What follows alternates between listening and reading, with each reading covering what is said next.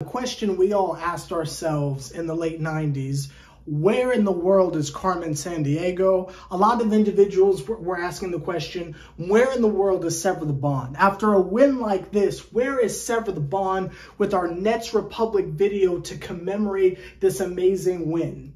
Well, I decided I'd touch the town. After Kyrie hit that game winner, I decided I would go outside, as a lot of YouTube comments suggest I should do, and I went outside and I touched the pavement. I touched the city. I did. I had a room for improvement Drake moment, and I said, the city is mine. Or was that comeback season? I can't remember which one it was, but that's neither here nor there. And I touched the city. I went out, and I tried Whataburger for the first time. Terrible experience. But I said, I will not let this trash heap, this debauchery of a sandwich ruin my afternoon. Because Kyrie just hit a game-winning three-point step back over the Toronto Raptors, completing the season sweep of the Toronto Raptors, justifying my personal internet beef with the organization. Once and for all, I had to go outside and touch the town. So after the Whataburger experience, I decided that I'd take it a step further. I would take it a step further. I went and got me some Chick-fil-A. I did. Now I know what you're saying to yourself. You had a burger and then you had Chick-fil-A? I sure did. Because I had to touch the town. It's been 48 hours. I had to touch the town. Well, 24, but I had to touch the town. So after I was done at Chick-fil-A, I decided what a better way to cap off this afternoon. I even called out of work because I wanted to make sure that I experienced the city at its peak. I said, what can I do to captivate and truly embrace the outdoor vibes before I come back and cover this game? Because I want all the positive energy. I saw Avatar: The Way of Water. And I gotta say, as I woke up at the end of the film, to the clap of Caucasians, just getting a applause off, like in early 2010s Lady Gaga.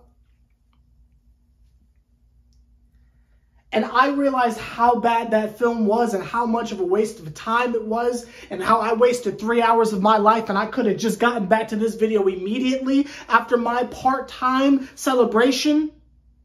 It got me thinking. There is nothing better than sweeping the Raptors. I put that on the bubble nets. No better feeling than sweeping the Raptors. And there's no amount of outsideness that I can endure and put upon myself for me to possibly replicate the chills and the thrills that was that game. But let's get into the shenanigans. I'm Sever the Bond.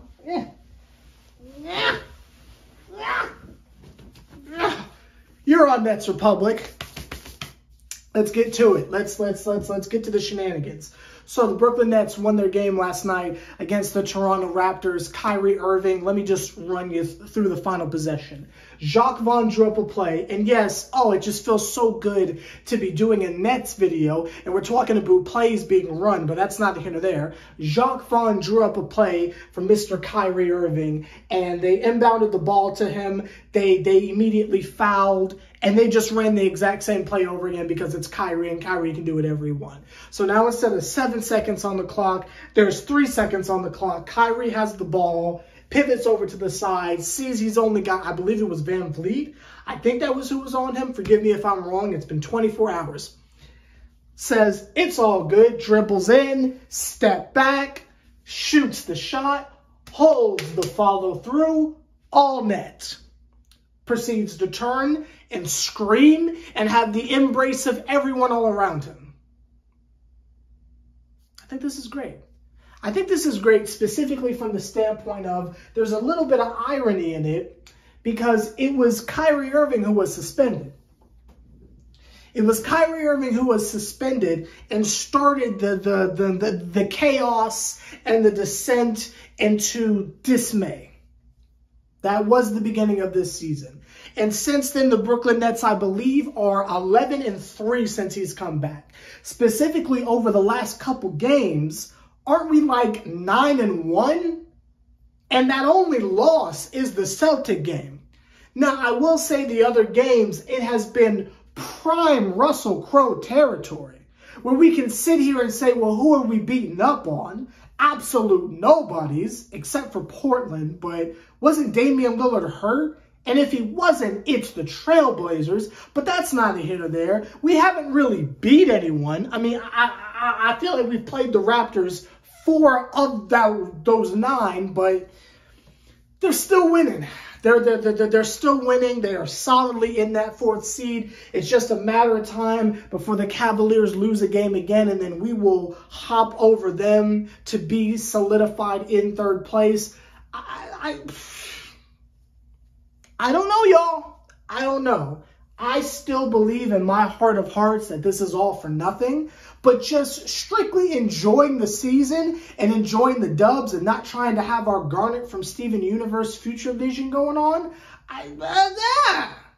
It's a fun ride, and I'm enjoying every game. I truly am, regardless if I fall asleep or not. But the Nets are out here building the chemistry. And for what we might lack in talent in certain areas, we more than make up for with chemistry. And chemistry is the one thing that has just been kicking our tail over the last couple of years. We've kind of had this discussion before, where I feel like we lost to the Milwaukee Bucks, not just because of injury, but because that team has been together for so long. They knew what to do in a clutch type situation where their backs were against the wall. I feel like we got swept by the Boston Celtics, not so much because of all the distractions and all the shenanigans that was going on with us and all the minor injuries here and there, but because the Celtics have had that core for so long. I'm not saying the Nets have had this particular core for very long, but the way they're coming together and they're learning how to win games, because it's not like we were just blowing out the Raptors the whole game. We were up, then we were down, then we came back, then we took over, then we solidified it with the proper game winner on a tied game, which I saw this weird statistic saying that this is like the second time the Brooklyn Nets have hit a buzzer beater since it's like Brook Lopez did it or something in 2017, and that was the last time there was a game winner from the Brooklyn Nets. That's a disgusting statistic. I just want to throw that out there. That is a despicable statistic. What have we been doing? I really got to ask, but that's not here or there. But, you know, a dub is a dub and we'll take it. And who better than Kyrie to have such a statistic behind their name in the analysts and in the history books of the Brooklyn Nets. Also, we're at a point, and maybe y'all have been on this tip for a little while, but for me, I'm just kind of getting here.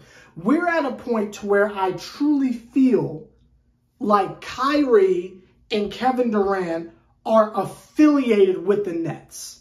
And what I mean by that, when you say Kyrie, I don't think about Boston anymore. I don't think about Cleveland anymore. My mind immediately goes to Brooklyn. When you say Kevin Durant, I don't even think about the Warriors. That feels like a decade ago. I don't think about OKC. I think about the Nets. Like when you say Harden, you're thinking Houston, right? When you say Kyrie Irving or Kevin Durant, my mind immediately goes to Brooklyn. They've been here that long at this point to where I truly believe this is like their home.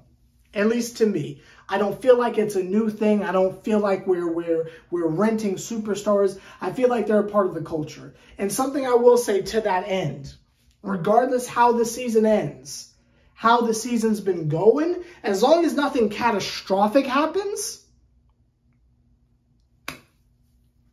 if the Nets will have Kai, I mean, I don't see why he wouldn't resign.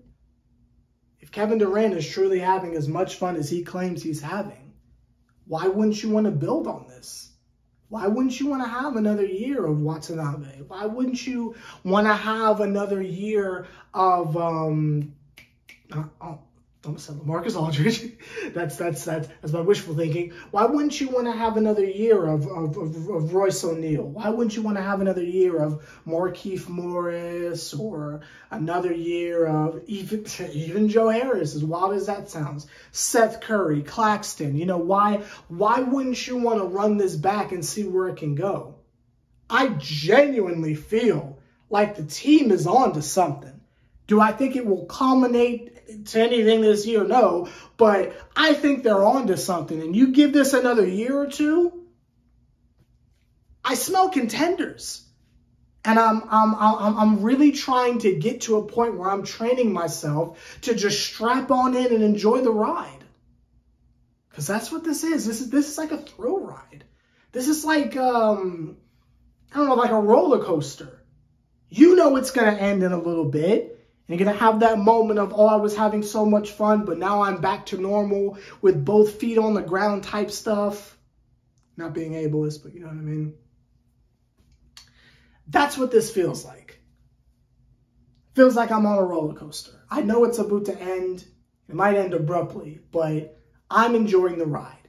And seeing as though it's not even Christmas yet, and the Nets, I genuinely can't remember the last time we lost a game. It was the Boston series, but I can't remember that feeling of what it's like to lose a game. They've just been winning so much lately. Who couldn't enjoy this thrill ride? Now, what I want to do to end this video is not look towards our next game, but I want to take a moment. And also, I wasn't kidding about the opening bit. Avatar 2 is terrible. If you like it, we shouldn't hang out.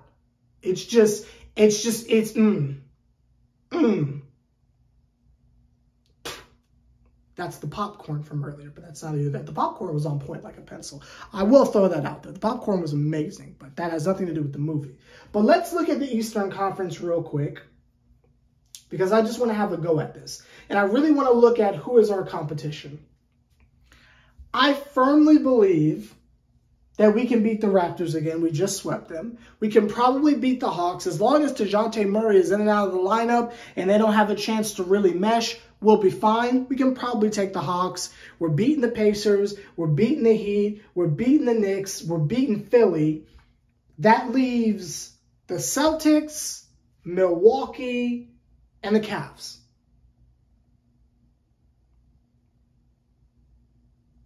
I don't know about y'all, but I know a little secret about James Harden. He's a lot like Avatar Aang. When you need him the most, he disappears. And Joel Embiid can't do it by himself. I'm not afraid of the Sixers. The Cavs, I don't know where they're getting all this respect from, but I don't really buy into the Cavaliers like that. They're still just a bunch of kids, with the exception of Donovan Mitchell. I'm not frightened. I think we can handle them. The Bucks,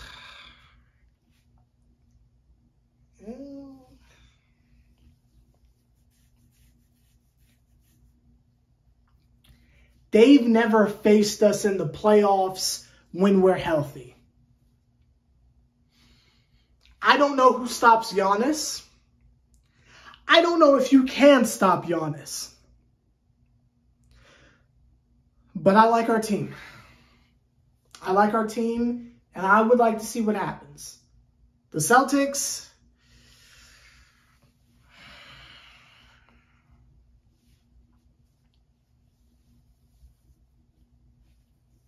I don't know. I don't know. Those are the two question marks for me. Everyone else, I'm not worried about. But those are the two question marks for me. But we won't see those teams until, like, the conference finals. I truly believe we can get past the first two rounds. As long as what we're seeing right now is something we're truly building upon, which seems to be the case, we can get past the first two rounds. As long as no one gets hurt, no one gets canceled, we'll be fine. I don't know about that third round, though. But hey, we make it to the conference finals. I feel like that's a successful season. Just get out the second round. That is a successful season.